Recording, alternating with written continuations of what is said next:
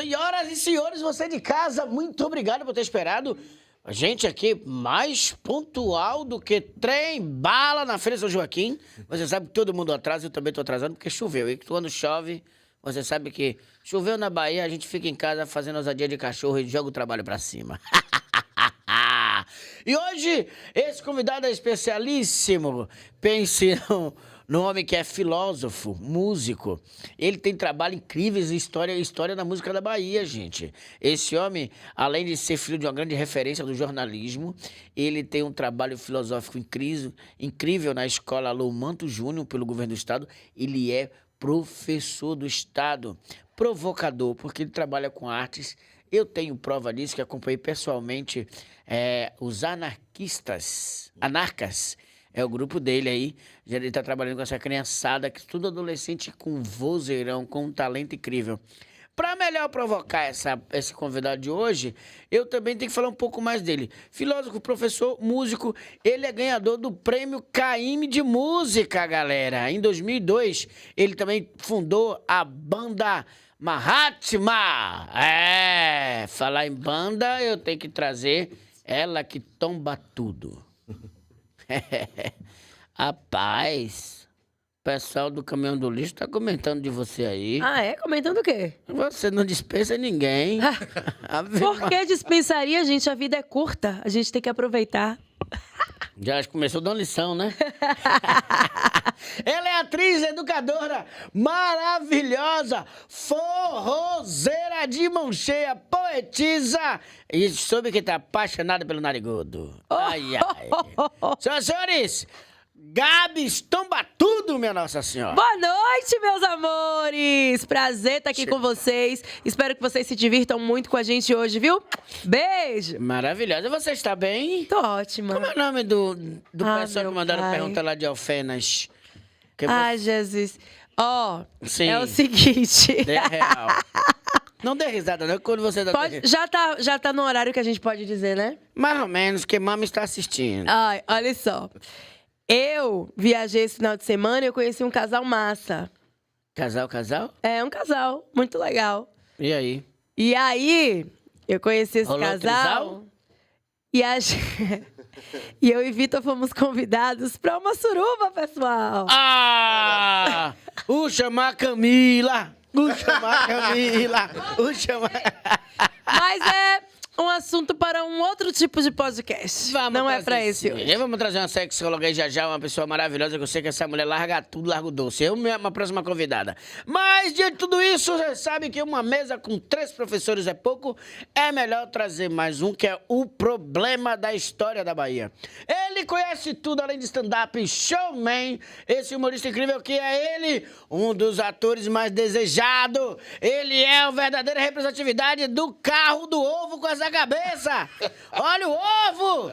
Senhoras e senhores, Vitor Magalhães! Olá, como é que vocês estão? Tudo bem com vocês? Gostei muito da apresentação, Francisco. Muito obrigado. Sempre inovador, sempre filosófico. Poético. Ah, você é uma pessoa incrível. Você é o filho da puta. Mas estou muito feliz de estar aqui. Gostaria de afirmar para todos que estão nos assistindo que não aceitamos o convite, que deixa isso claro. É importante. Mas é isso aí. Faltou a influência desse padrinho. Vicente, é muito difícil você aceitar um convite desse tipo quando você chama a pessoa de seu alguma coisa e dona alguma coisa. A sensação é que eu vou tirar a chapa da boca de alguém. Às vezes é melhor evitar. Entendeu por que a gente não aceitou, né? Às vezes é melhor evitar. Então, Entendi. Mas olha... Feliz de estar aqui, né? Vamos Vitor, lá. de vez em quando vê o amor sorrindo no copo de água. Não, é importante. Na verdade, na real, o principal motivo é que a careca dele brilhava mais que a minha, aí eu fiquei um pouco constrangido. Mas era bom que as mulheres não iam confundir. Vamos parar com essa brincadeira. Vamos tocar que isso aqui é um programa sério. Senhoras e senhores, compartilha, segue a gente. Manda um abraço pra você que tá aí no comentário. Vá no chat. A gente daqui a pouco vai responder essa perguntinha aqui. Agradecer a Cabas, maravilhoso Cabas, gratidão Cabas pelo esforço e tudo. Faça um pix. O mestre dos magos da tecnologia. É isso aí. Tá engasgado. Calma, respira. Toma um golinho. Pode tomar um golinho? Ah, pronto, aí devagar também. Devagar. Começou agora. Filosoficamente falando, você sabe que quando se canta um ponto na encruzilhada, é o pedido para falar a todos os seres que na encruzilhada também existe luz. E esse homem com a luz própria, endividado, de divindade, individademente falando, hoje... Tô acompanhando, continua. Se parar, eu perco o fio da meada. Quero ver onde vai parar essa porra, né, Vitor? Ah, opa! Como uma divindade filosófica, Geo Varela traz no seu traço a principal ação de formar pensamentos e provocar pensamentos. Sempre muito provocativo nas suas posições, Geo é aquele observador, aquele gordinho que ninguém acha que ele é filósofo, que ele é gordinho e que ele é o cara. Quando descobre quem é ele, todo mundo se apaixona. Meu amor por ele à primeira vista, assim, não só ele, como toda a família. Um homem que, através da educação e provocação artística, hoje formou uma médica em casa. Senhoras e senhores, é com muita alegria e prazer que nós trazemos para você esse egrégora chamado Geo Varela! Maria. Se chama de egrégora. É, egrégora divino, né? Divino. Ele estudou muito pra isso, viu, Geo? Divino e gordo. Mas aí você conseguiu entender o início da filosofia dele até o final? Quase. Tá, entendi. É porque, Geo, quem te olha de frente diz... Ele não é filósofo, não. Não, é verdade. Porque você é um filósofo todo errado. Não tem barba. Isso. Nem cabelo grande. Nem cabelo grande. Ou seja, nem é ceboso. Que os filósofos conhecem é tudo ceboso. Queria mandar um beijo pros filósofos. Alô, Associação Brasileira de Filósofos. Quer dizer que mais um filme não se responsabiliza pelo que você diz. Exatamente. Gel, Fala, queridão. por que filosofia? Mas queria dar uma boa noite a todos aqui, né? Boa noite. A turma do Mais Um Pode. Porque aqui eu posso. Esqueceu, Ele né? pode. Dessa vez não foi Eu posso. Ele pode. Eles podem. E Geo Varela, os meninos? Deve! Devo estar podendo, né? Deve ser o que você quiser, gente. Veja só.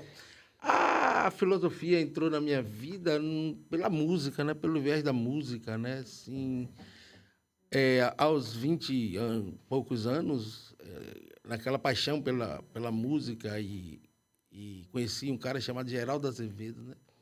E as poesias dele me arremessavam a muitas reflexões de momentos, né, da nossa existência.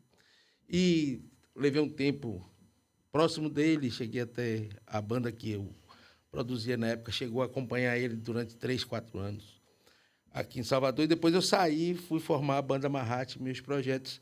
E ali, como o mercado baiano era um mercado naquela época, da década de 90 a 2000, era a explosão do axé, a minha música não cabia no sistema. Então, eu tive que fazer músicas pautadas à educação, porque eu sempre tive essa veia, né? Meu avô é educador, meus tios educadores. O professor Raimundo Varela.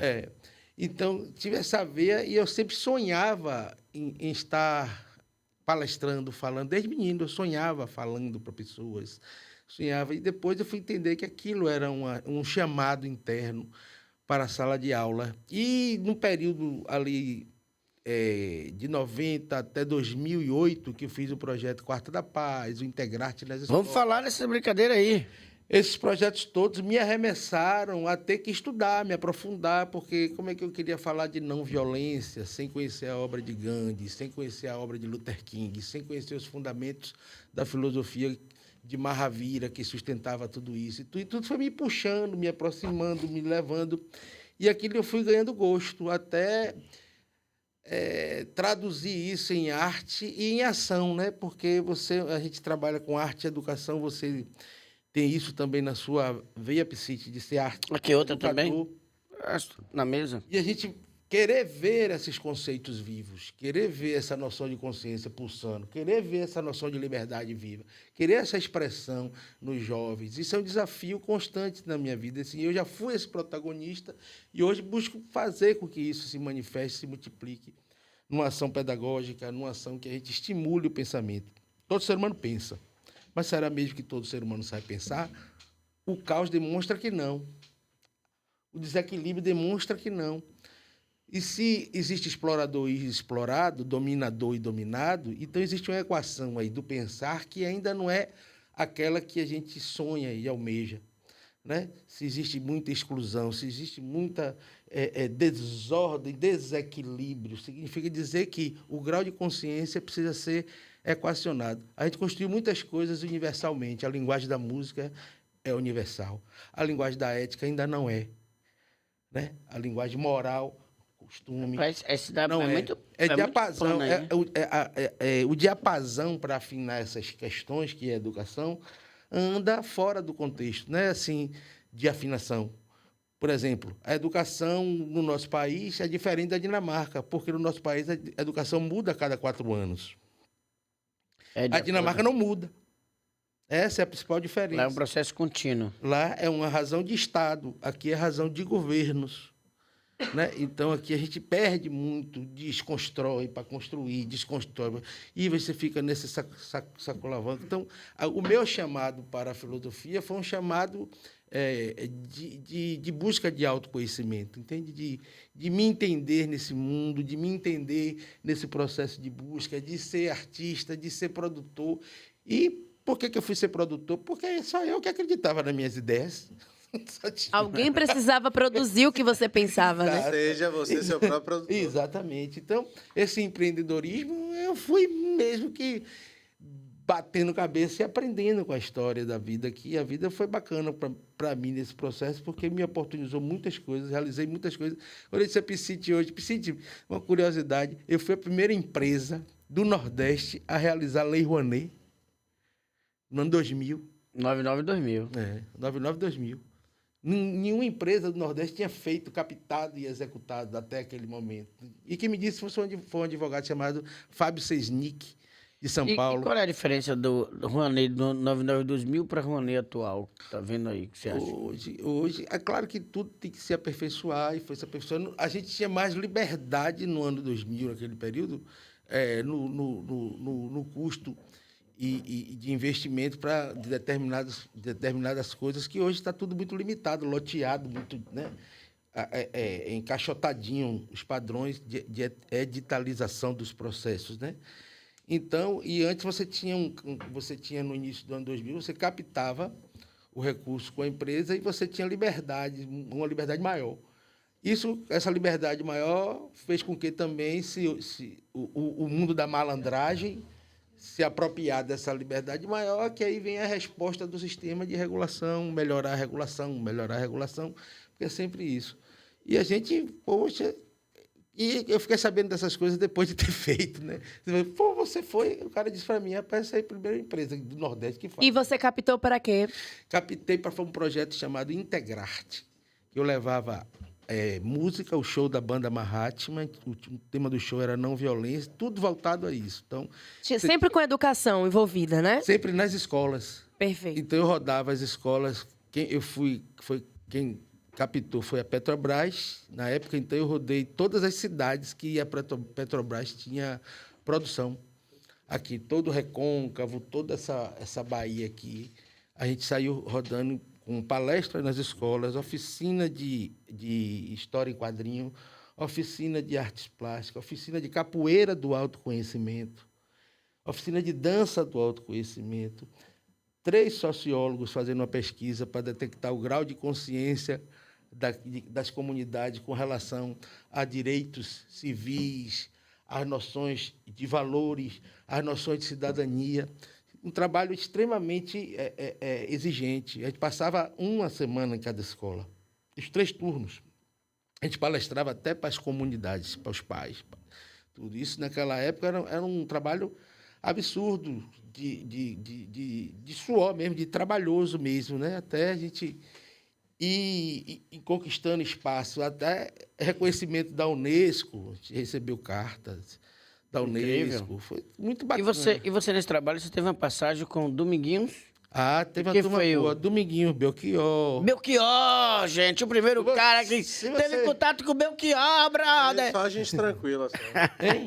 Só gente fraca. Só gente só. boa, Geraldo Azevedo, Belchior. Dominguinho. Como foi estar com o Dominguinhos? Rapaz, Dominguinho foi fantástico, porque meu amigo Paulo Tear, nosso irmão Paulo Tear, Abraço, Tea. eu trabalhando, Das Almas. a gente fazendo o projeto Quarta da Paz, que já foi o outro projeto que eu captei, que era em parceria com os Filhos de Gandhi. Olha que curioso foi isso. Eu morava na Ladeira do Desterro. A Ladeira do Desterro, morando ali, a terça da bênção mesmo. A madrugada era um barulho. Eu digo, eu vou fazer a Quarta da Paz.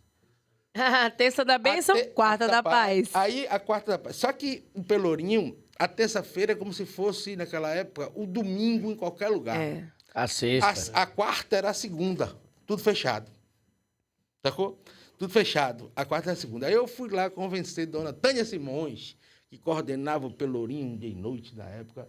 Ela abria a Praça Teresa Batista para eu fazer o projeto. Aí foi uma labuta para conseguir abrir a quarta-feira a praça. Aí eu fui com o Gandhi, com os filhos de Gandhi.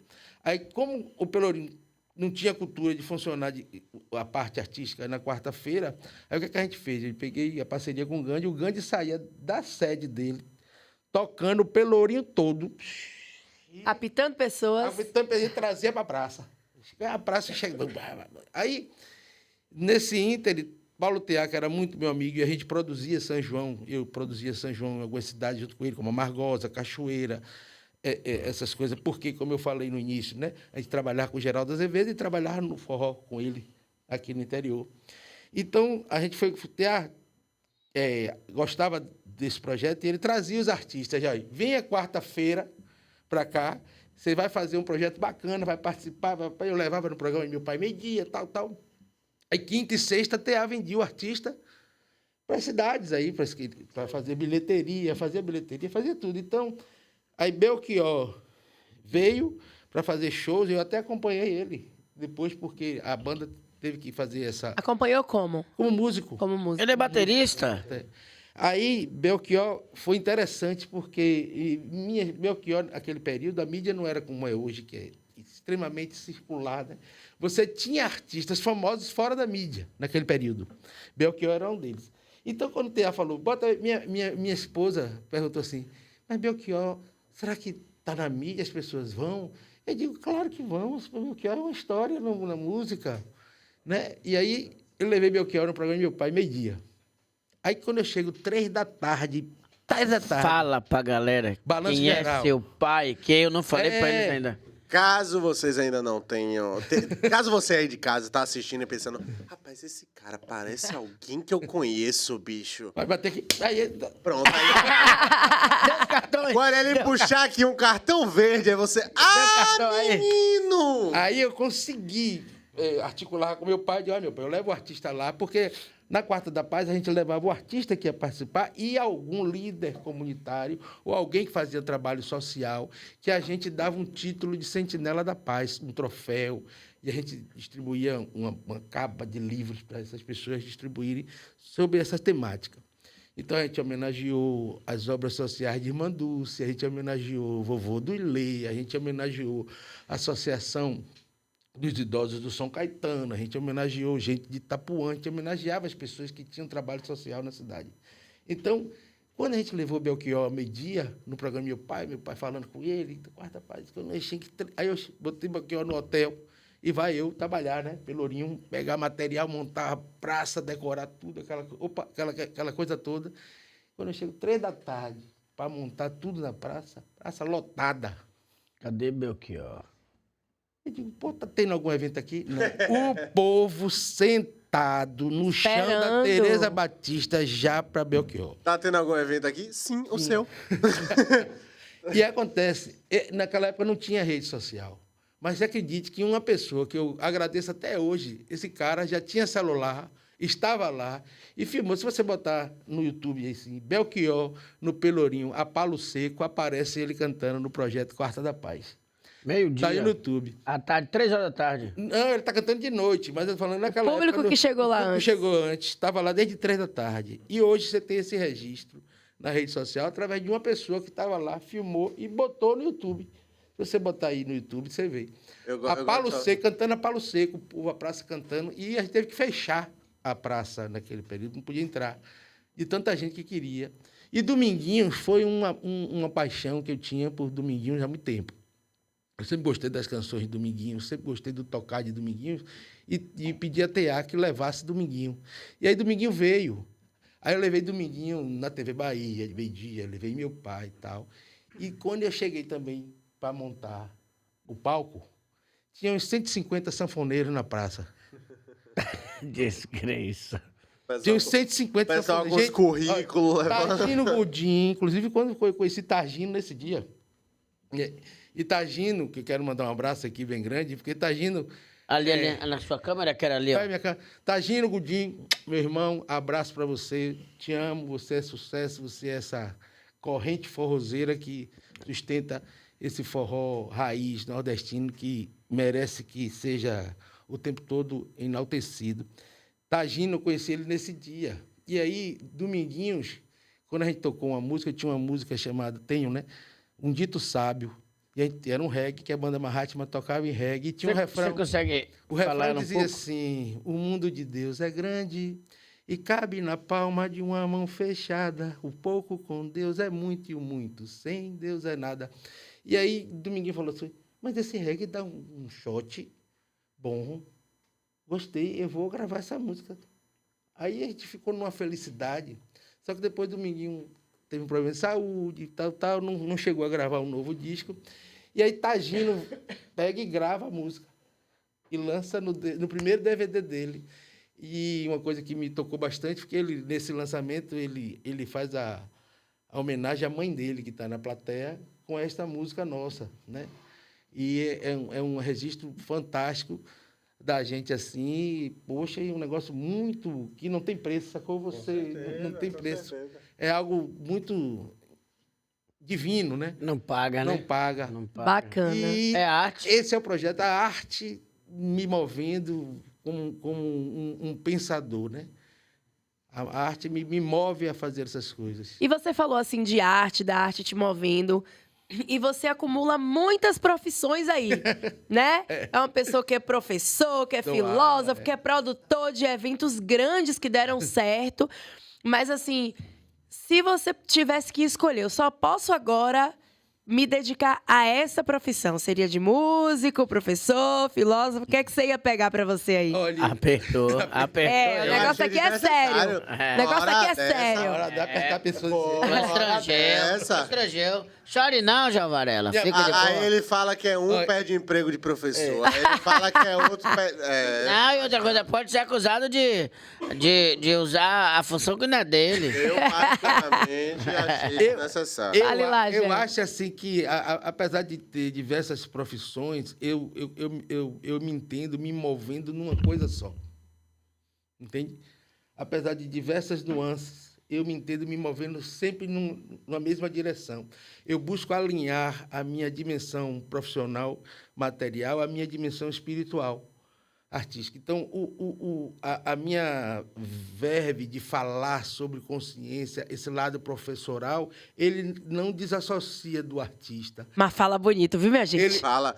Mas Nossa, fala um ele negócio tem bonito negócio- aqui. Isso é igual mortadela. Você passar a língua, você mastiga. Aí, Isso é realmente. Não desassocia do artista, não desassocia do Sim. produtor, não desassocia. E, por exemplo, eu estou produzindo os meninos e incentivando esses meninos lá, e os meninos estão fazendo, já gravei as músicas com os meninos no estúdio profissional, e está fazendo clipe agora. Aí o menino faz a letra da música, e a letra da música retrata um pouco da minha história, que ele foi meu aluno, ele fala, praia lotada em Paripe ou na Barra, ele sabe que eu sou de Paripe, entende? As minhas histórias de sala de aula cantada pelos meninos, isso é um negócio mágico, sabe? E o Paripe que eu nasci foi um céu, eu nasci num céu chamado Paripe. Paripe é um lugar que deu muita gente virtuosa, gente. Muita gente. Meu pai é de Paripe, é virtuoso. Meu pai tem uma trajetória de herói. Meu pai é um suburbano que venceu barreiras, está até hoje. E como é ser filho de Raimundo Varela? É bom e ruim. Por Tem quê? o doce Por e tem quê? o amargo. Porque o bom. Vamos falar primeiro do doce. O doce, porque meu pai hoje é uma pessoa de referência, uma pessoa de prestígio social, é uma pessoa que em muitos lugares abre portas. Seu pai criou o Balanço Geral, esse que você assiste no mundo, no Brasil inteiro. Aí. Diga-se de passagem, ele ainda Tá nativa, está lá botando ali na luta dele. Meu pai é um herói, na minha visão. Agora, o amargo é que meu pai, para ser herói, ele criticou muita gente. Foi necessário se expor em muitos aspectos. E você tem uma sociedade que ela reage a essas coisas. Então, eu já fui jogar bola no lugar e o cara queria me bater porque eu era filho de Varela. Porra. Entendeu? E eu de Paripe não rejeitava a briga, né? Saia no morro. Chegava, dava uns tapão assim. E você me... Porque criado em Paripe, você brigava todo dia, de manhã, de tarde, de noite. Quem nunca, né? Mas no outro dia tava de bem. É. É o Não certo. tinha... Era uma tinha briga... vingança. Era uma briga, vamos dizer assim, lúdica. Era uma briga lúdica, era uma coisa lúdica para mostrar quem era mais forte, quem dominava aquele pedaço naquele instante. Sim. Aquela agressividade saudável. Isso, agressividade. Não existia memória para o dia seguinte. Agressividade o quê, rapaz? saudável. Agressividade saudável. Existe isso. Existe. Existiu. Existe. Existiu a que me ensina. Eu vou dizer a você, Paripe foi uma comuna que existiu em Salvador na década de 70. Todo mundo se conhecia, todo mundo cuidava de todo mundo. Meu avô era professor, inspetor de ensino da Secretaria de Educação. A comunidade de Paripe que levantou o prédio da primeira escola. Todo mundo se juntou e levantou o prédio do Colégio Barros Barretos, em Paripe. E meu avô, como inspetor de ensino, conseguiu que os professores do João Florencio Gomes fossem legislar lá para a comunidade. Essa mesma comunidade se juntou e construiu o prédio da Polícia Civil em Paripe. E exigiu que o Estado botasse as coisas. Então, Paripe foi uma comuna, onde todo mundo tomava conta de todo mundo. E por que aquela porra não virou cidade ainda? Paripe é o Bacurau da Bahia. Paripe tinha pleno emprego na década de 70. Fábrica de cimento. Fábrica de cimento, fábrica de óleo de mamona, líquido de carbono, mecânica araguaia, que era de meu avô, pai de mãe, estaleiro Gamboa. Você tinha pleno emprego, faltava mão de obra. Isso tudo com a vista linda da porra. E um mar fantástico. Eu estudava no Colégio Barro Barreto e ficava na janela olhando a ilha. Que é o certo, em vez de estudar, ficar olhando a vida dos outros. Eu não vou dizer olhando. Filósofo não olha, filósofo contempla. Vamos começar a corrigir pra gente não desempregar o rapaz aqui, pessoal. Você fica olhando, filósofo contempla. Vem cá, você disse... É igual cochila, né? Filósofo tá cochilando, não. Filósofo medita. Isso. Ô, Gel, e como é pra você? Porque assim, o pessoal pensa em filosofia, pensa lá nos gregos, nos velhos falando coisa. Como é pra você ser um filósofo em 2023? De Paripe. Isso. Que é isso que é massa, porque o pensamento, o pensar, esse atributo da consciência humana que se desenvolve há mais de 5 mil anos, porque em registro nós temos 5 mil anos de filosofia, no mundo ocidental 2 de religião e quase 500 de ciência. Nós vivemos... Que briga da porra, hein, velho? Nós vivemos essa construção histórica, porque a humanidade não é só um conjunto de pessoas, ela é uma espécie em expansão, né? Inclusive de consciência, de discernimento. A gente está vivendo momentos que demonstra isso, essa perturbação, essa crise de percepção. Por quê? Porque não há diapasão para percepção. Entende? Não há. Não há um afinador de percepção. Então, quando a gente está vivendo o boom da tecnologia hoje, a gente tem os analfabetos, como eu sou, analfabeto é algoritmo, né? Algoritmo, né? Logaritmo. Isso. Na Grécia Antiga, só quem sabia... Rapidinho, Não é esse, fale sério. Ô, Einstein. Como é que prepara um jovem desse pra ser filósofo, caralho? Você, na Grécia Antiga, era que não sabia ler, você não participava das decisões políticas, históricas. Hoje, quem dominava... Essa antiga não, até 1972... No Brasil, que há 100 anos atrás, você tinha 80% de analfabeto do Brasil. Não, sei não, até 20, 30 e poucos anos atrás. Isso, graças à escola pública, foi diminuindo bastante. Não temos mais essa estatística. Precisamos melhorar e muito, mas foi a escola pública que fez essa revolução. E então, assim, a gente tem o analfabetismo lá atrás, e você tem o analfabetismo hoje digital, como você estava lembrando aqui dos seus... A sua estatística era qual mesmo? 93%. Informação que eu tirei do... enfim, continue. Isso, continue. Então, nós temos hoje esse processo, então, e é um processo de consciência, de conhecimento, porque o conhecimento, ele é um atributo da consciência. Ele é um atributo, né? Ele não é a consciência. A consciência é mais do que o conhecimento. Entende? Agora, despertar isso através da arte, da ciência, da filosofia, da própria religião e da cultura é o desafio nosso, do nosso tempo. Então, ser filósofo, pensar hoje acerca dessas questões que envolvem dramas, traumas e tragédias humanas, é um desafio de todos nós. Então, porque o filósofo fala assim, todos nós temos um filósofo dentro, né? Lá ele. Piscite estava distraído. doido. Ele viu chegando. Vai ter assim, filósofo na casa da Ele porra. viu chegando quando ele sentiu. Eu senti, ele pulou. Se eu tenho um filósofo dentro, o meu vai de Feira de Santana. Piscite mesmo é um filósofo, né? Do Feraguai. Pensa rápido, raciocina rápido, é extremamente hábil, sabe aprofundar as questões. Você pegar jacaré, porra. Não, sabe tudo, entende? Tem uma vida prática bastante rica, histórica, cheia de vivências, tem uma maturidade. E assim como boa parte dos filósofos, às vezes ele fala, a gente não entende nada. Você tá falando pra mim ou pra Jeová? Essa ideia... Pra quem é, velho? Pra quem você tá falando? R$10. Engraçado que a gente tem que desmistificar essa questão, porque o processo do conhecimento científico faz com que as pessoas entendam que o mundo pragmático é maior do que o mundo objetivo, é maior que a subjetividade. Não é, nunca foi, nem será. Entende? Então o cara fala assim, para que eu quero filosofia? Para aprender a pensar, filho. E porque, meu filho, não tem nada que você faça no mundo prático que você não precise pensar. Mas é porque, Então, para as pessoas, é interessante que muita gente não pense, né? E o observar simples, a obviedade que é escancarada e ninguém enxerga, assim, o óbvio, né?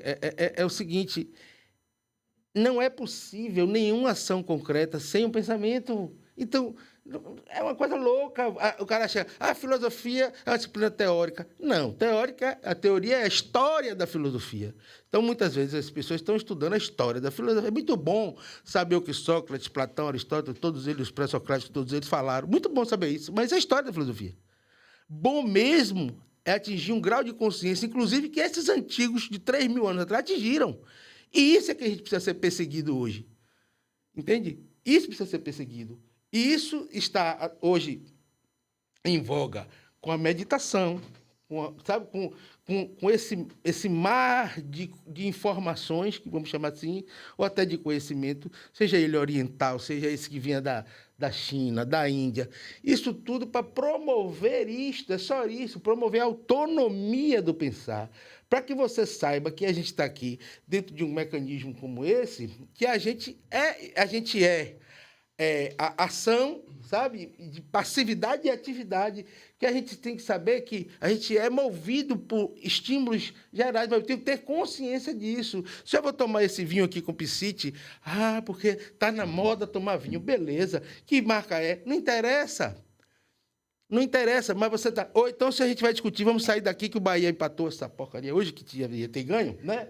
Vamos lá, vamos tomar uma cerveja para comemorar? Aí você vai dizer assim, não... Vamos tomar uma Antártica. Aí precisa de que nada, pô. Tá na moda agora. Como é que é o nome da verdinha agora? Heinekenzinha? Mas assim, Heinekenzinha. aí é a sua liberdade de escolha ou a liberdade de psique? Aí você vai ver assim, o que eu quero que a gente pense, que meu aluno pense assim, não tem problema. O problema é você entender que a sua ideia de liberdade de tomar Brahma e a de psique de tomar cai no mesmo lugar. Que lugar? A indústria dominante da cerveja. Toma Taipava, rapaz. Isso, a indústria dominante da cerveja já estimulou publicitariamente essa ideia de comemorar tomando cerveja. Então, é para não tomar? Não, é só para ter consciência que você, nesse momento, pode ser apenas demonstrando a eficácia do sistema. Ô, Gel, dentro desse seu pensamento... Não tem problema nenhum você fazer parte da eficácia do sistema. O problema é você não ter consciência disso. Ô, Gel, dentro desse... Tá você claro? não tem consciência disso. Eu tenho uma dúvida aqui, que eu queria entender o seguinte. Como é que a filosofia dessa época aí que você traz esses pensadores pensava a depressão? Não tinha tempo para isso, não. Não tinha tempo para isso, não. A depressão é uma doença da nossa época. Não, da nossa geração. Da geração que eu eu falo não assim, acho. dos últimos... Eu discordo. É claro que as pessoas têm... O vazio existencial é uma questão da alma humana, entende? Mas o termo depressão, essa coisa categorizada, colocada, diagnosticada, é uma coisa que tem... Porque, bicho, no passado, vamos lá, e até a Idade Média, o padre que resolvia tudo, né? O padre fazia o papel de psicólogo. E o barbeiro era o dentista. Isso. O médico. Fazer o papel de psicólogo. Quando a gente criou o iluminismo, a gente fala humanidade, ela veio tirando poderes da religião, né? Então, precisava responder ao que o padre respondia. Eu preciso criar uma ciência para isso. Eu preciso criar psicologia, porque o padre faz esse papel. A gente precisa, enquanto ciência, dar resposta à sociedade, aos dramas, à angústia. Como é que responde a isso? Como é que responde a essa dimensão subjetiva? Então, a gente precisou parir ciências para isso. Então, inclusive, ciência médica, que você pode ir para o psiquiatra, né? Até a ciência médica, no sentido da patologia da questão. Então, a gente vem lapidando isso com ciência, só que a gente hoje está num lugar que não precisa mais discordar ciência de religião, não precisa mais discordar. É buscar unidade entre essas coisas. Por exemplo, eu dou um exemplo para você aqui, minha querida Pro. Toda causa tem um efeito. Isso é uma máxima filosófica, a partir de Mahavira, um filósofo indiano, que da religião dele, que saiu o jainismo, foi que influenciou Gandhi, a partir daquelas premissas do jainismo, né, que era a religião da Índia, desenvolver a teoria da não violência como uma ação política. Então, ele tem claras bases de causa e efeito, né? Uma causa não violenta vai gerar um efeito não violento. Vamos lá. O que é que a religião fala disso? Com ferro, com ferro será ferido. Está falando da mesma coisa, com códigos diferentes. Aqui se faz, aqui se paga. Aqui planta vento, qual é a Já pode falar uma coisa? E o que a ciência vai dizer isso? Toda ação tem uma reação igual e sentido contrário. Ora, se você observar por essa ótica, todas as três vertentes estão falando da mesma coisa de forma diferente. Então, não é para discordar. É para complementariedade. Então, por exemplo, se Sócrates, na filosofia, está dizendo 500 anos antes de Cristo, que é importante parir a verdade, sabe? E Cristo vem 500 anos depois e diz assim, conhecereis a verdade e estarás livre. E se René Descartes vem 1000 e tantos anos depois e diz assim, ó, tem uma dúvida metódica para a gente chegar à verdade. Tanto filosofia como religião e ciência estão deixando claro o processo. Agora, como é que a gente tem esses baluartes que viraram baluarte da história? Sócrates como marco da filosofia, Cristo como marco da religião e Descartes como marco da ciência, trazendo isso e nós vivemos na sociedade do fake. Rapaz, você entupiu a bancada desse podcast pela primeira vez. Tá um silêncio infernal. Essa desgraça, estudaram pra desgraça, esses professores de história, essa professora de artes. Tá todo mundo aqui pirado, certo? O careca tá tomando... Se drogue, se drogue. Por favor. Vou drogar você. Gente, não tem condição. Eu acabei de ter uma aula aqui. Não tem condição nenhuma. Se você não conseguiu acompanhar o raciocínio dele, não critique eu que estava aqui completamente embafado. Concentrado. Não venha, não. E aí eu tenho mais pra concluir isso, eu te Javarela, o Javarela sem mim precisa trabalhar como stand-upista. Aí, eu não sei se você vai conseguir mais fazer humor. Aí, eu te pergunto. Sim. Tal qual... Pra câmera. Qual Piscite completamente voando no que você estava falando. Eu te você que tá afirmando, Satanás. Jamais! Isso Você aqui que tá são afirmando. situações hipotéticas. Tô voando porra nenhuma, porque eu tomo viu com gel. Isso aí é só um sorrisal da pilha que só tem pra botar nesse podcast. Então, baseado nisso... Baseado onde acende, cadê? Onde tá? Às vezes, o pensamento vem daí mesmo. Baseado nisso, eu te pergunto, Gel, como é que você consegue aplicar todo esse conceito, todas essas informações para uma turma de primeiro ano do ensino médio, depois da aula de educação física, com 38 alunos na sala? Esse é o drama hoje do professor. Esse é o drama. Sim. O drama. É o drama. Sim, o drama do professor, mas a gente, como professor, não pode colocar isso como uma barreira, para não se tornar um trauma. Nem para você, como professor, nem para o aluno. O desafio é como eu vou fazer esses meninos entenderem que eles precisam desenvolver autonomia. Por exemplo, o aluno sai lá, eu sou professor de ensino médio, do primeiro ano, eu dou aula a 5 turmas de primeiro ano, a 6 turmas de primeiro ano e 5 turmas de terceiro ano, no ensino médio. Eu só pego o 6º ano. Se eu pegar, eu Então, aí trituro. o desafio, por exemplo, meu é carismático com ele. É um desafio carismático. É um desafio carismático o tempo todo, provocativo, dentro da dimensão dele, do pensamento dele, a gente conseguir tocar. Agora, é como eu falei, às vezes eu largo o livro, porque a história está aí, ele pode acessar depois pela internet, como for, quer saber da vida de Platão, tal. Eu busco fazer sempre de formas que ele possa, dentro do cotidiano. Então, eu uso muito a tecnologia. Ao invés de ser só conteudista também, né? A gente precisa expandir. Uso muito a tecnologia. Passo questões conteudistas, porque eu acho que o conteúdo não é para ser desprezado. Entende? Essa história de, vou fugir do conteúdo. Não existe fugir do conteúdo. Você precisa exercitar o conteúdo de diversas formas. Então, por exemplo, eu passo o meu aluno, eu quero que ele saiba de Platão, eu digo, meu filho, você vai pesquisar aí para mim. Pode pesquisar aqui, mesmo até no GPT. Os caras tudo têm hoje GPT no celular. Vida e obra de Platão. Em 3 segundos sai tudo. Bota aqui, ó, pra você ver. Vida e obra de Platão, aqui, GPT. Tem um pensador também chinês aí, bota Bota qualquer um aqui. Bota Vida e obra, dá tudo em instante. Entende? Instantâneo, hoje em dia. Instantâneo. Então você vai... Agora, como é que Platão responderia a essa questão? É esse o desafio. Baseado na informação, no pensamento dele, como é que você acha que ele responderia a essa questão? Aí você traz o cara para ele pensar com o pensamento do sujeito histórico, né?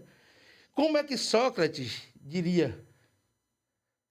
Eu já fiz essas perguntas ao GPT, como professor. Ele disse que, tá pra porra, Javaré. Não, diz coisas interessantes, porque essa matemática aqui carrega muita informação, entende? Agora, como é você tem que trazer esse olhar, não é? Agora, é como eu falei, muito bom saber Platão, Sócrates, Aristóteles e todos os filósofos, todos, né? Eu mesmo sou encantado com Kant, sou encantado com Hegel. Bicho, Hegel... Oxe, eu sou encantado com oxe. Nietzsche, um provocador fantástico, Nietzsche, um irônico...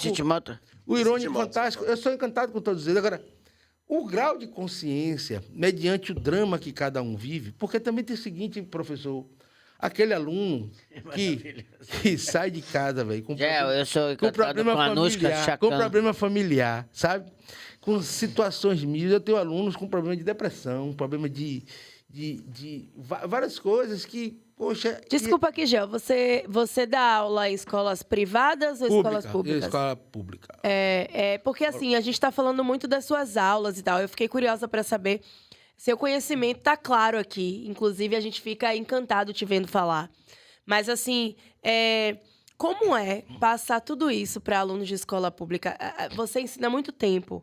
Você sente a diferença da escola pública antiga para a escola pública de hoje? Como é passar esse conhecimento? Como era lá, como é agora?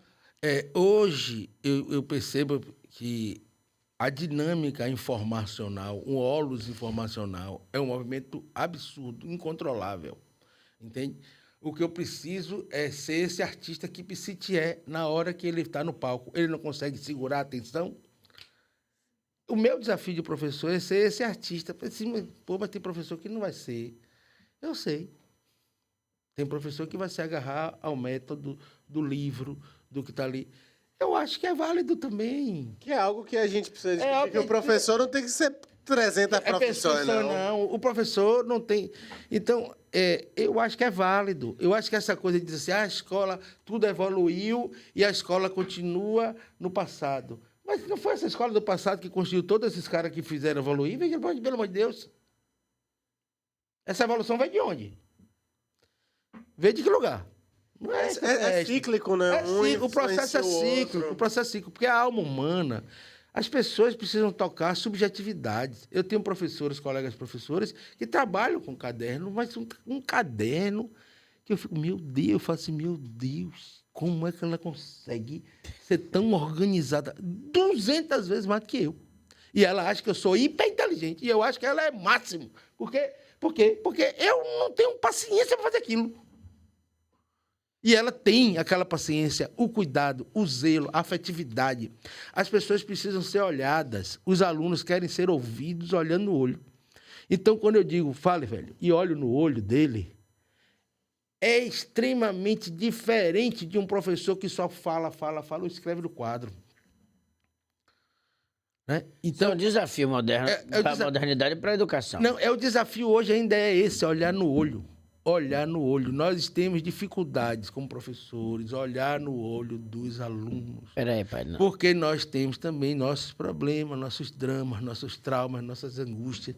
Nós estamos envolvidos nesse mar que está aí. A gente não tá olhando no olho no espelho. Exatamente. Então, assim, esse mar que... Peraí, pai. Parou pra pensar, não foi? Peraí. Eu sabia que eu ia te pegar, né? Oi! Eu vou precisar de uma terapia. Eu vou ligar pra CVV. Eu sabia que eu ia te pegar olha. nessa. É maravilhoso, Gel, falar educação, mas só um ponto. tem muita coisa de você que eu preciso sugar e eu tô com o tempo bem corrido. É hoje. mesmo? É? Não, eles têm um tempo Já quer bacana. mandar embora pra eu estar Não todo tô, empolgado. não, você sabia... Ele me deu um vinho pra eu ficar solto. É isso. Você sabia que nosso assim. bate-papo, Gel, a gente tá aqui já batendo, a gente vai chegar a 1 hora. É, e O eu falo pra bate-papo caramba, muito não deixa ninguém falar. Não é isso, não. É porque é muito interessante esse assunto de educação, até porque nós temos uma mesa com 4 educadores. Só tem educador aqui. Todos educadores, 5 também, 6 também. Todo mundo aqui, né? Mas ouvimos tem muitos professores. Né? Nelson disse que não é educador, não. Tá bom, Nelson? Nelson é mal educado, inclusive. Você tá aí, compartilha, segue, manda o link pelo WhatsApp, segue a gente, se inscreva na nossa página no Mais Um Filmes. O Mais Um Filmes é um canal muito diferente que traz um conteúdo interessantíssimo para todos os públicos, né? Na segunda-feira a gente tá de folga, mas a gente tem vídeo. Na terça-feira a gente tem mais um pod com essa galera. Já na quarta-feira a gente vai ter cortes. Ah, novidades. Claro, Camila vai falar. Daqui a pouco, Camila que manda nessa zorra. A gente vai ter corte do mais um gol, Então, mais um pod. Então, o dia que a gente ia descansar, aparentemente a gente vai ter que trabalhar também. Visível. Ok. Ok. Na quinta-feira, mais um gol, mais um pod, galera. Esse podcast de resenha, humor filosofal, bate-papo reflexivo, que hoje mesmo vou procurar uma terapia. Na quinta-feira, mais um gol às 15 horas. Nosso convidado aí vem Luiz Dória, tem várias pessoas que já passaram por aí, Popó, a gente teve também aí Minotauro, tá vindo aí também Binha do Bahia, teve aí, tem muita gente boa que você pode, né, Binha de São Caetano, eu chamo Binha do Bahia, porque eu não... Menino bom da cabeça, esse aí. Bom da cabeça, não é? Rapaz, a Nelson tá indo, Nelson editor, tá com problema sério. Alô, Binha, meu amor! A gente chama porque você é assim. Na sexta-feira, esquete novo, vídeo novo de humor. E no sábado, aquele mais um dance que vem com novidades aí. Me aguarde, pá. Ah. E é isso aí, galera. Dando continuidade, Gel. Eu vou voltar por um assunto polêmico, que é um cara que ele marcou gerações na televisão brasileira. Você é filho, você além de ser um filósofo, um professor, educador, um músico premiadíssimo. Você foi premiado com o troféu Caymmi 2002, com a banda Mahatma. Isso. Dois troféus. 2 troféus. Porque a música que o Tagino Goldin gravou...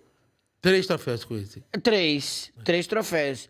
Mas aí você vira o pai, você vira o filho do pai, que eu chamo criador do sensacionalismo na TV, que hoje ocupa, além da maior audiência da TV brasileira, ele ocupa uma programação nacional com a marca Balanço Geral.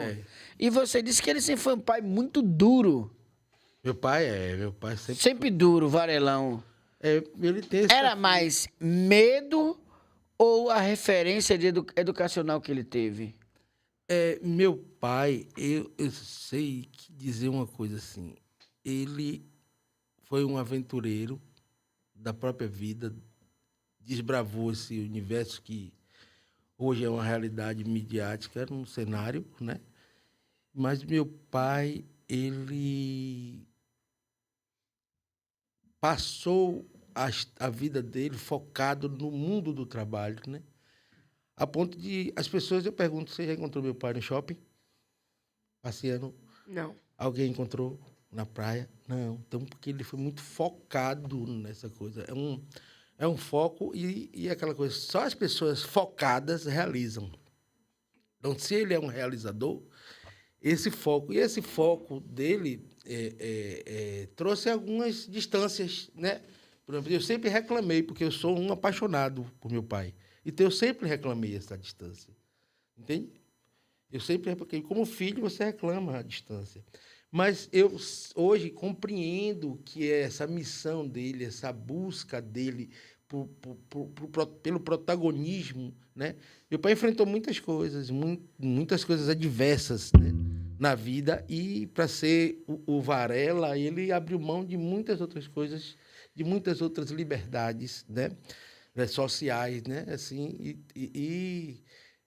eu vejo ele como um herói, né, um suburbano de Paripe que conseguiu espaço social e ter direito à voz, né?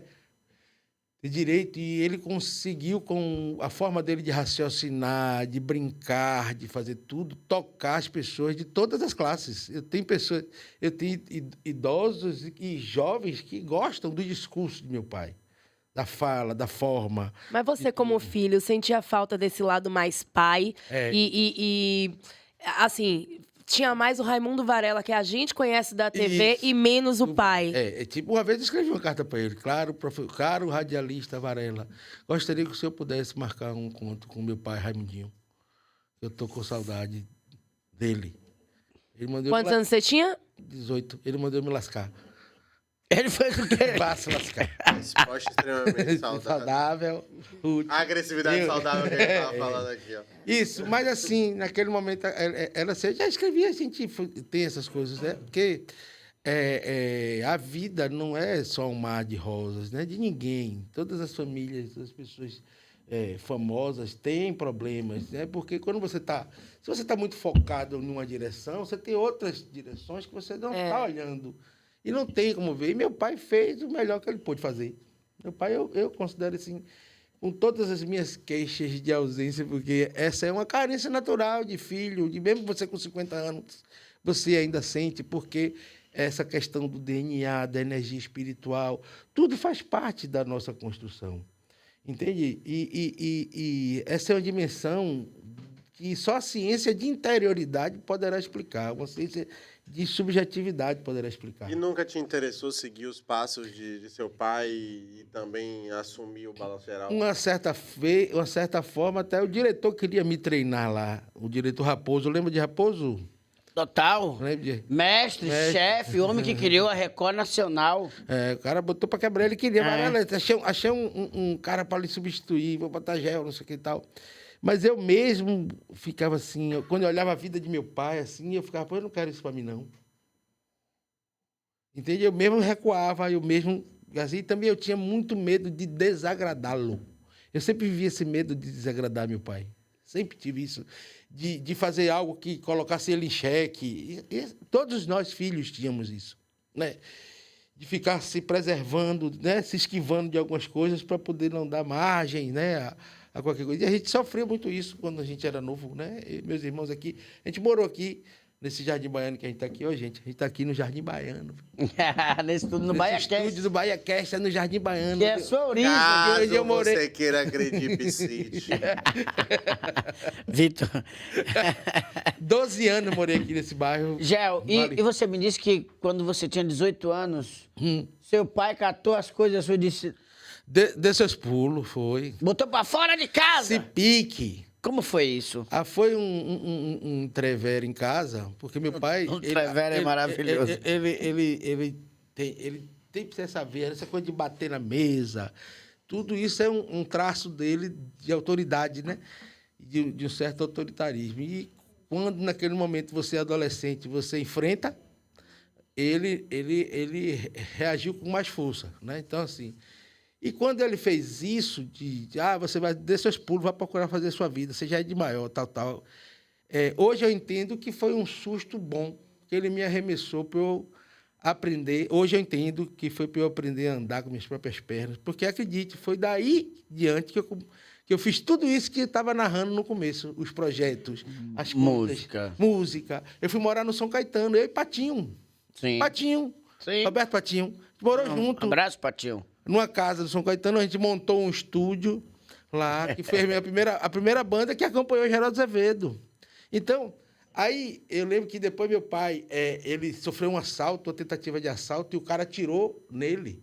E o revólver não disparou. Aí ele, como tinha acontecido rápido o episódio comigo, ele aí ficou atrás de mim, mas não sabia onde estava, não tinha telefone.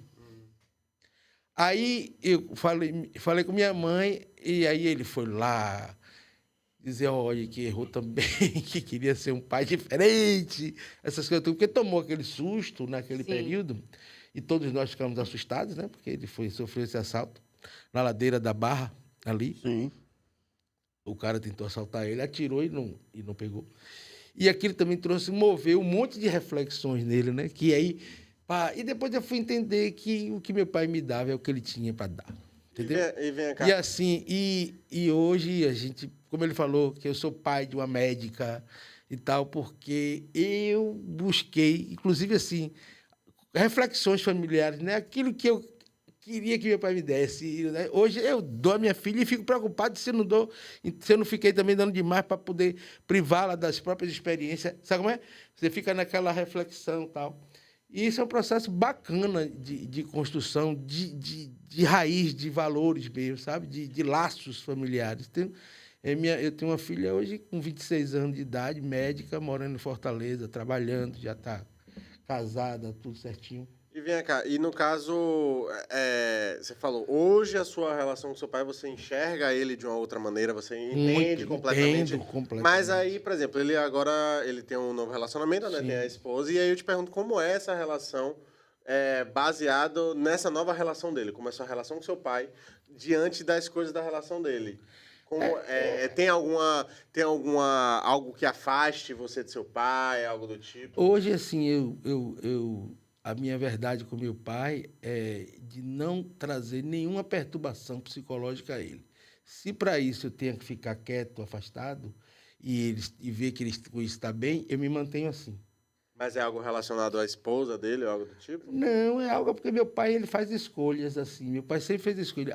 Como a escolha de se focar na profissão e com isso ele se afasta de muitas outras coisas, ele hoje também faz as escolhas dele de ficar focado naquele padrão. E isso gera, né, o afastamento natural de outras coisas, né? E o que a gente faz, enquanto filho? Eu tenho meus irmãos também, a gente conversa.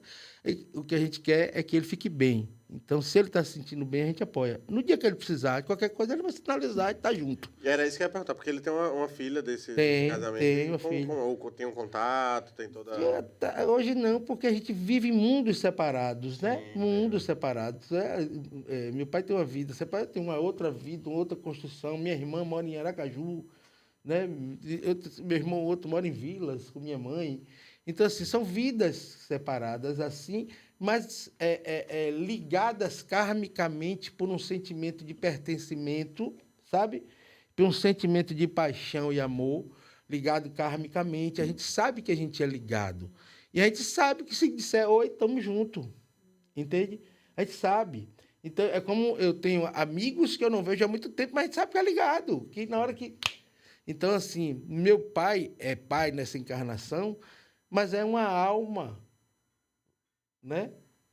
Que está transitando, como eu estou transitando, como você está transitando, que vai ter todo esse processo de vivência nesse mundo, vai galgar experiências, sentimentos, valores e vai sair daqui, vai passar. Agora, a vida não passa, não existe contrário de vida.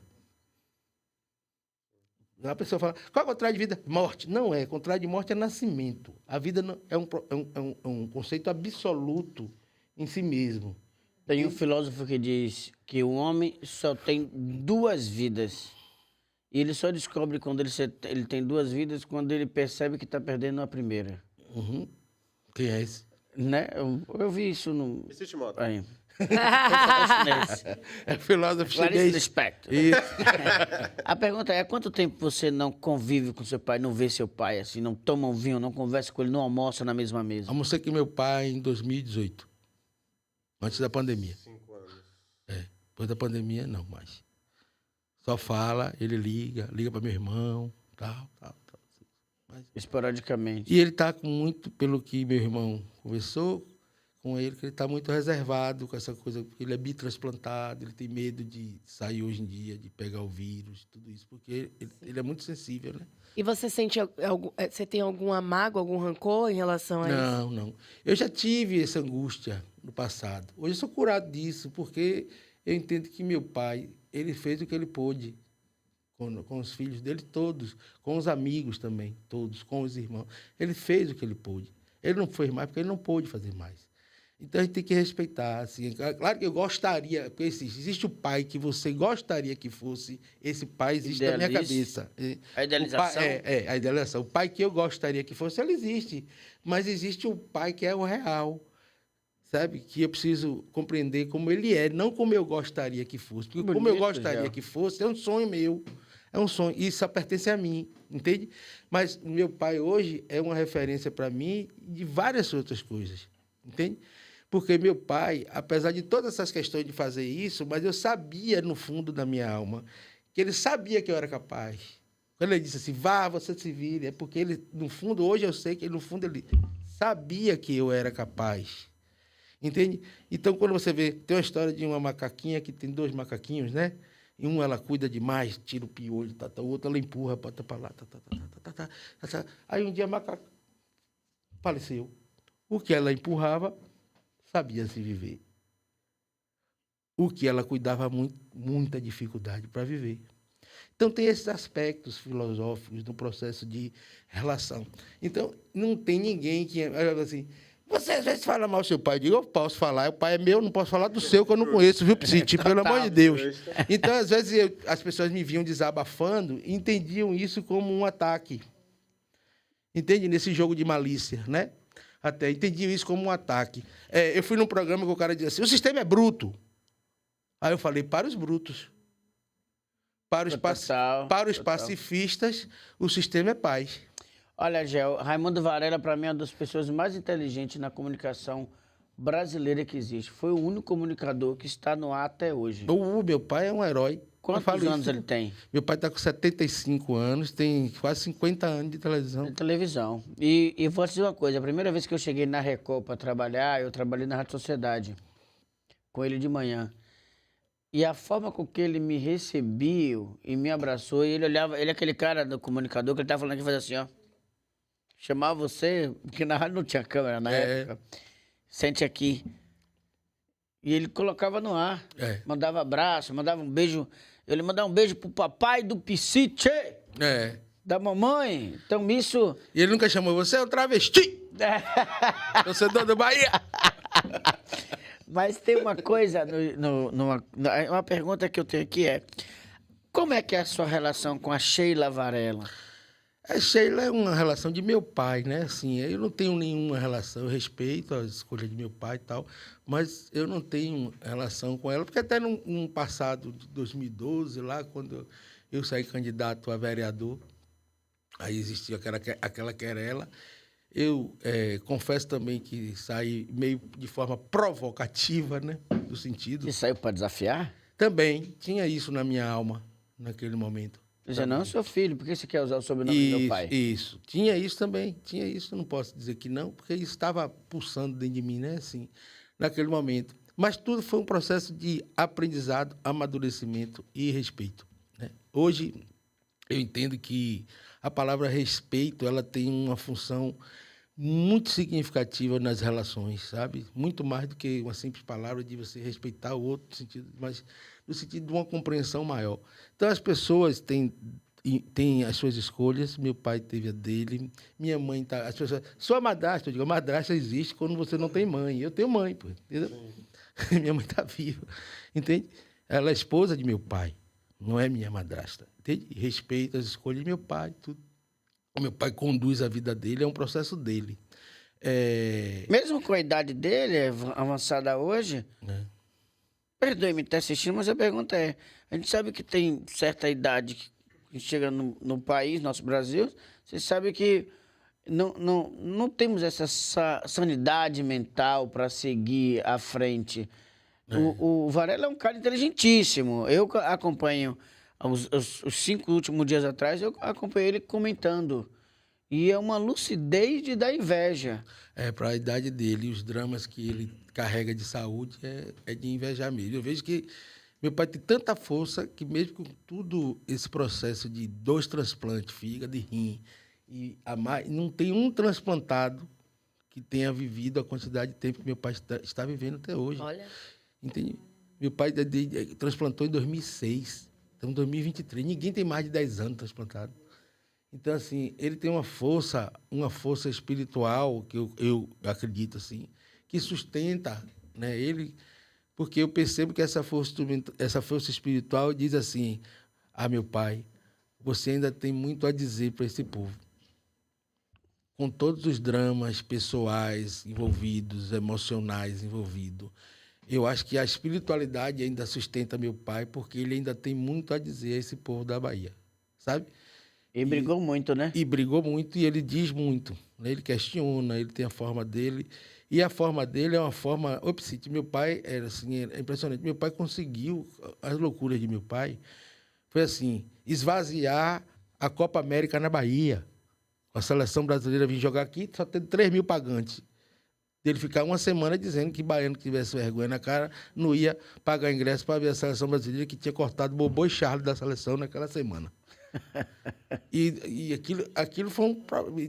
Então, ali também eu medi a força da verve de meu pai, sabe? O braquial. Porque essa energia do braquial que vai lá, que penetra e que ajuda a formar o pensamento, a consciência, a crença, a cultura, isso é um dom divino.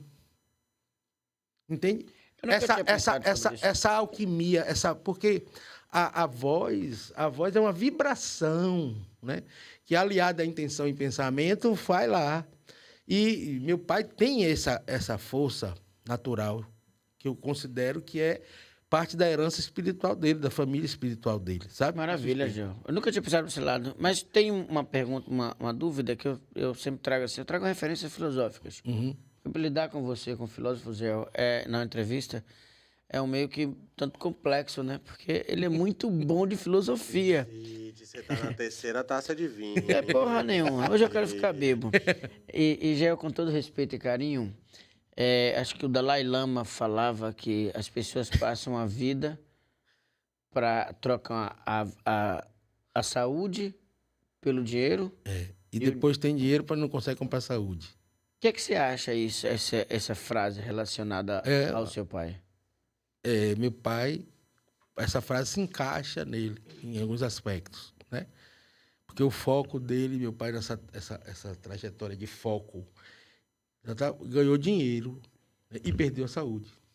E o dinheiro não compra a saúde, está remediando um transplante que custou não sei quanto, tá remediando, entende? Não traz a saúde. Quanto custou esse transplante, você sabe? Não tenho ideia, não. Tem muito tempo, 2006. Mas foi todo transplante que custa caro, né? Era menino. Caralho, 2006 a 2023. Ele tá na Eu tava tocando com o Carlos Pita numa turnê de São João. Abraço, Pita. Turnê de São João. Aí, quando o Ricardo Luzbel ligou, disse: já é o seu pai, tá mal aqui, a gente vai ter que pegar um avião e ir para São Paulo.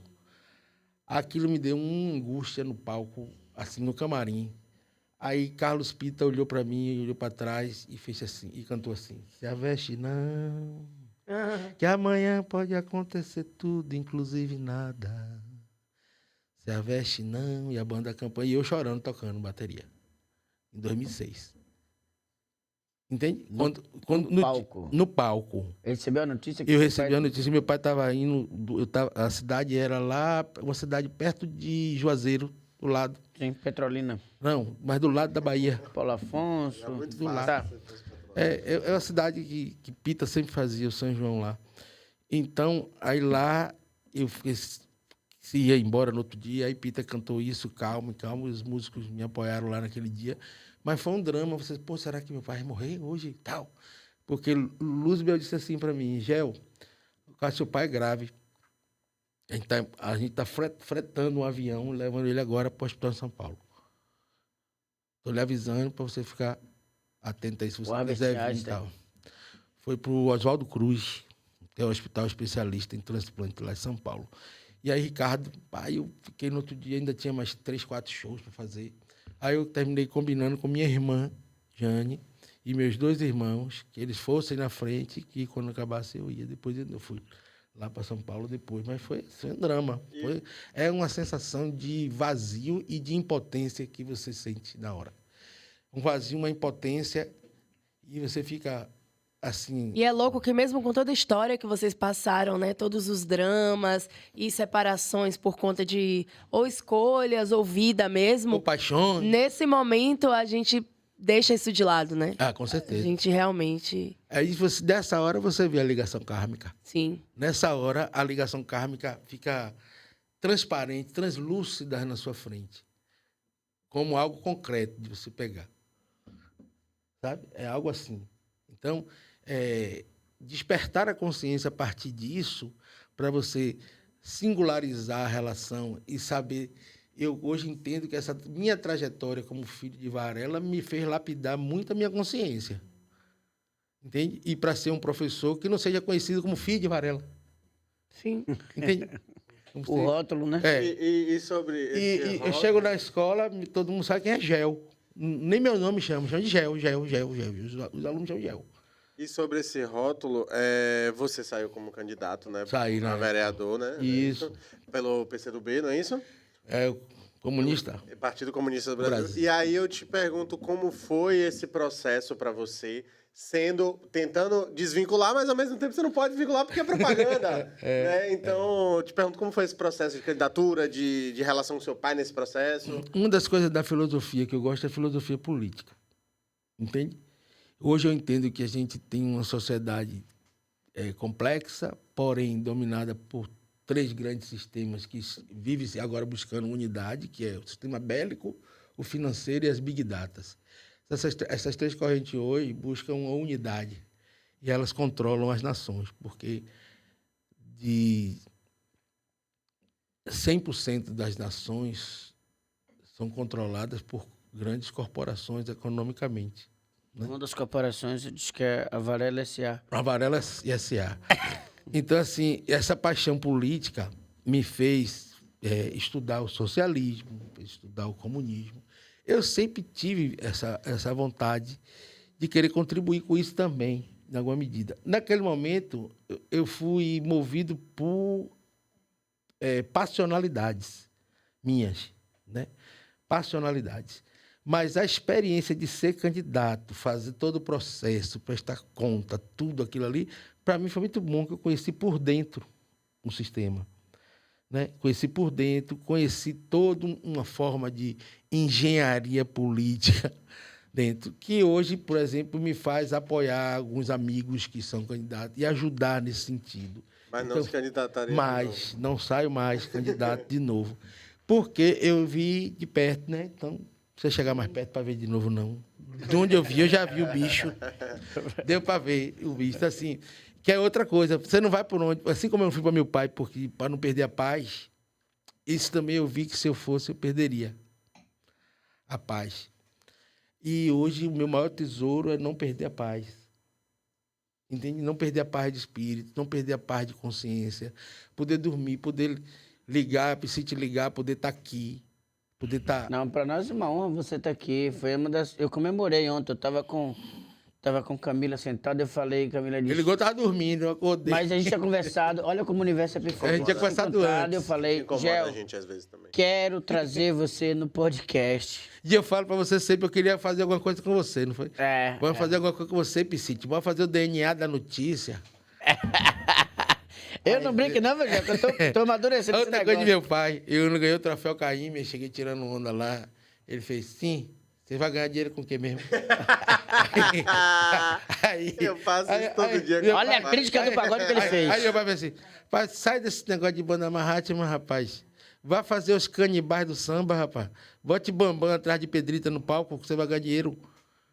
Meu pai. Eu digo, não... aí quando eu contei isso pra Jerônimo, o Jerônimo disse assim, seu pai ficar dando ideia, aí a porra...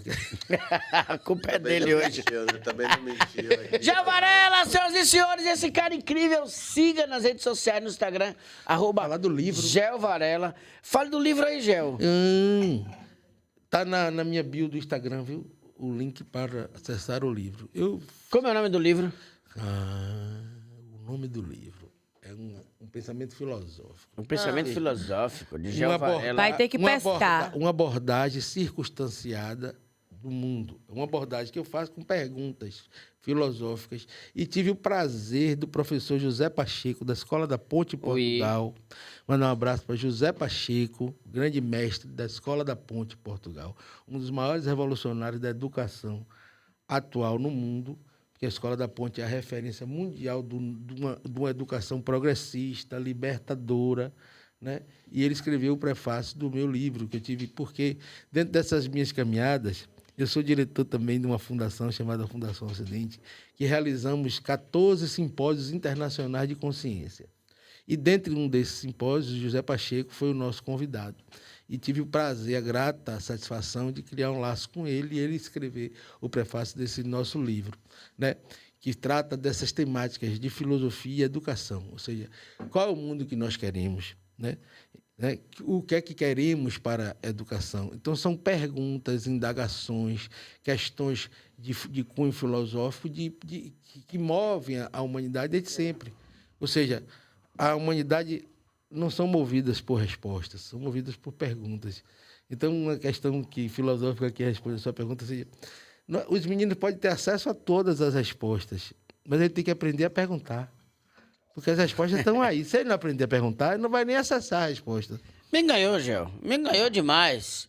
Senhoras e senhores, fica a dica, mas Gel Varela, você sabe que na vida nem sempre é feito só de sopa e mingau. Se prepara, Gel. Comida, farofa. Às vezes tem farofa, né? Tem farofa na mais Gel Varela. E essa farofa filosófica, senhoras e senhores. Ou seja, corte um pouco do Platão, pega um pouco de Sócrates, frite na banana de quem? Diga aí. Gente. Foucault? De Foucault! E bote pra Gel mastigar, galera! Eu gosto muito de Nelson fica passando mal ali nos bastidores. Eu acho que é o podcast que ele mais gosta de fazer na vida dele. Ele fica... Quem começa essa brincadeirinha? Eu vou começar. Eita, favor. porra, Eu vou logo começar. ela. Devagar, Gel Varela é donzelo. Menino de Paripe. Como é o nome do seu companheiro? Ana Paula. Aninha, Paulinha, minha cunhada, um beijo, viu? Obrigado por você estar aí assistindo. E sua filha? Barbarella. Barbarella, em Pernambuco, em Olinda. Não, tem Fortaleza. Tá em Fortaleza, receba, mora lá no Concó. Alô, Barbarella, mas de Fortaleza pra Pernambuco é só 400 quilômetros. Só rapidinho.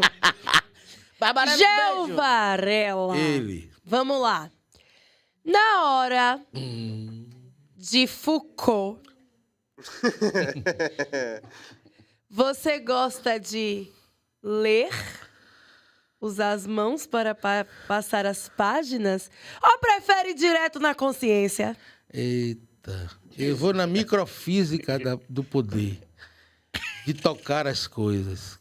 Ihu! Gel. Receba desavisados. O outro foi pescar Não, fui- na fui- porra do peguei a aparelho referência. fuleiro. Peguei a referência. Olha os humoristas de hoje, senhoras e senhores. Os humoristas Google, aí 5 do humor. Vicente, eu me preparo, eu dou minha vida, meu sangue nesse mais um pode. Então não vê. Oi. Não fale mal de Vitor. Pô, começou a casar. Começou a trisar. Trisal, é. Começou a suruba. Agora é quatro. Vá, Vitor. Foi pro Google, velho. Foi pro Google, velho. Olha pra câmera, olha pra câmera, olha pra câmera. Olha pra câmera. Pra Calma, câmera. você vai ver. Gel. Mais uma. Por favor, repete aí. Repeat, please. Gel. Na câmera da verdade. Na câmera da verdade. É uma cara, gente, de galã, de Vitória da Conquista, que foi posto pra fora da cidade. É equivalente do comentário no último vídeo do Mais Um Pode? Falei. Que meteram no de Jorge. Que meteram, esse Jorge é feio pra caralho. Eu achei um comentário desnecessário. Obrigado, vida.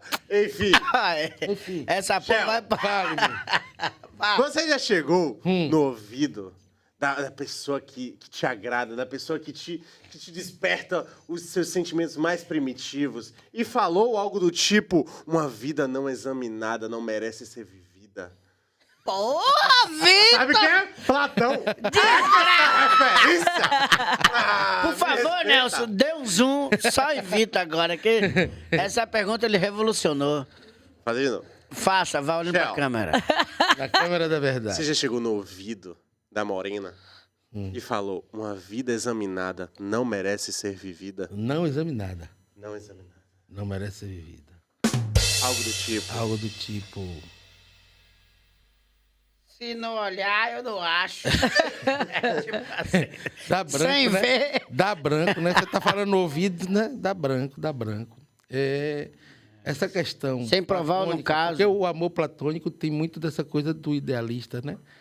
E aí, a metáfora da questão do amor platônico é aquela coisa de que você pensa, sonha, imagina como seria, mas aquilo não corresponde à realidade, né? Então,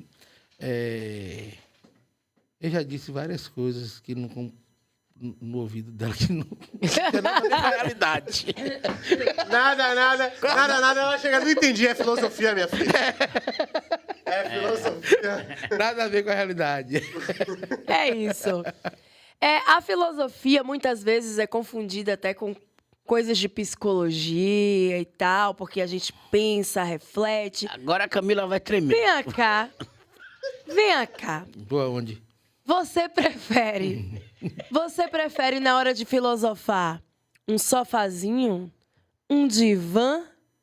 Ou vai na cama mesmo, porque tá ali, já deito, já faço tudo que tenho pra fazer? Eu prefiro as três coisas, porque né, sempre tem os momentos... Você é Sócrates de tudo, né, Bebete? Sócrates de tudo. Sócrates de tudo. Tô nem aí, né, pai? Gente, Aqui é igual caga, não passou na frente, eu tô socrando. Já, partindo agora para as suas raízes genéticas, algo que vem aqui do sangue, aí eu te pergunto, Gel, o que pra você, na cama, ou no divã, ou no sofá, é cartão vermelho? puxa. Pergunta difícil, viu? Cartão vermelho é dor de cabeça, né? Tô com dor de cabeça. Já chega cartão vermelho pra você, né? E você faz a linha mais quietinho ou balança geral? É por isso que eu amo essa mulher. Bora. Desse negócio de balançar geral, não é comigo, não. Na geral, eu não vou, não. Até porque o MP mora em sua casa, né? Dorme no seu quarto.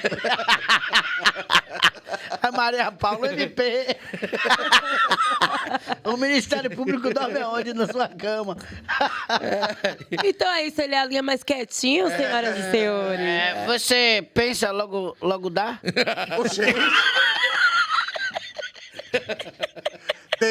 Penso... Descartes essa pergunta. Descartes essa pergunta. Descarte isso. Ou você pensa logo goza? Ai, também não sou assim. É por isso que ele não participa da farofa. Sinto, logo gozo. Como é que é?